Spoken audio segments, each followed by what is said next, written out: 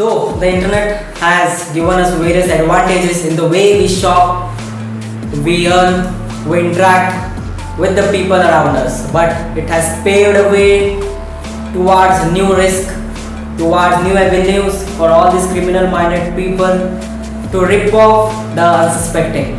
What it all boils down is to the fraud activities.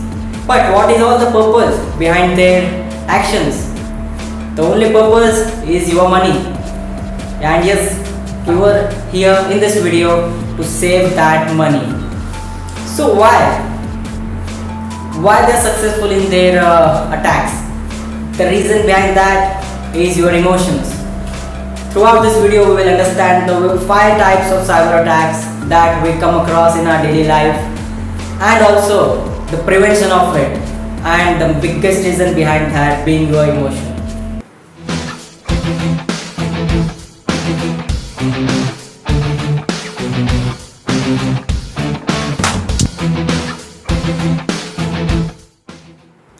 I am Naman Ranwal and you are watching channel Life Secrets. This is the second part of the series Consumer Awareness, and if you haven't watched the first part of it, then do watch it from the above link. Because this is a series, and if you don't watch the earlier videos, you will not be able to reap all the benefits of this series. So I suggest you to watch all the videos of the series in order to get a proper flow of knowledge. So let's come directly to the type of cyber attacks. The first being the phishing attack, also called as spear phishing. The second being eavesdropping. The third being spoofing. The fourth being third party content injection. And the last but not least being good old fashioned fraud. So let us understand the first type of cyber attack, which is phishing.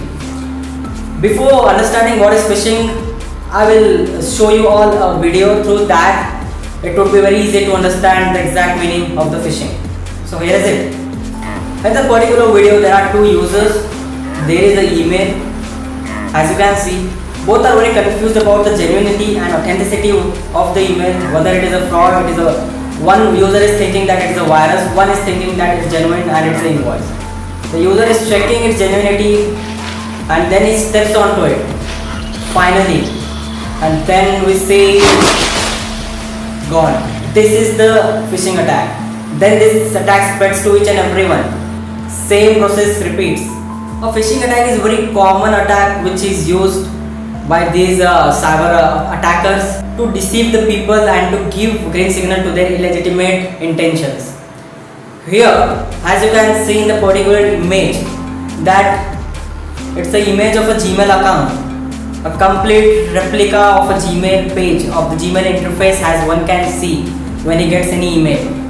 So here, a fear factor of human is targeted by these cyber attackers, and a particular user when clicks on that link, he changes password. That password is stolen by these attackers and then they can hack the account. This is the way the hackers are taking advantage of our emotions, of our lack of basic knowledge about the digital platforms. So after phishing, the next type of attack is eavesdropping. From this video we can easily understand what the eavesdropping is.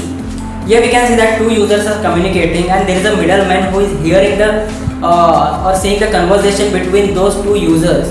Actually, the 2 users aren't aware that there is a middleman who is seeing or reading all the data of the communication they are having among themselves. This is eavesdropping. Eavesdropping is nothing but secretly reading or hearing the communication of 2 or more users. As a prevention to the eavesdropping, always take care that you do not install any software, plugins, apps from any untrusted sources to read the permissions before you install it. Because in all those permissions itself, all this stuff are being hidden, which we don't put attention to, and thereby we lose our data. The next method, type of cyber attack is spoofing. Spoofing is parallelly used with the phishing. As we have seen in the image, there was a replica of the Google account, that is Gmail account. That is nothing but spoofing. Spoofing is generally imitating anything by altering the basic characteristics of it.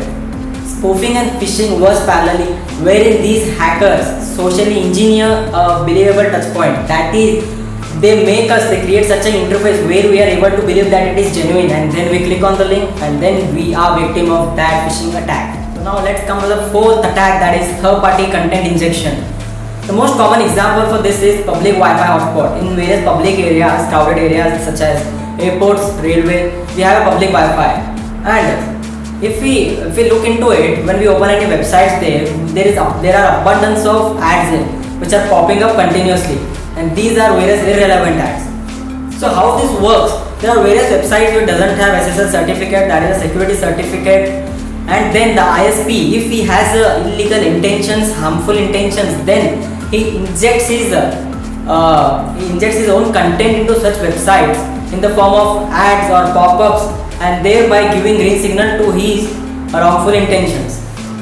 Hence, we must be very sure that if there are any abundance of ads being popped up continuously which are taking us to different sites, we need to be careful and we should avoid such websites, or we should not click on such ads.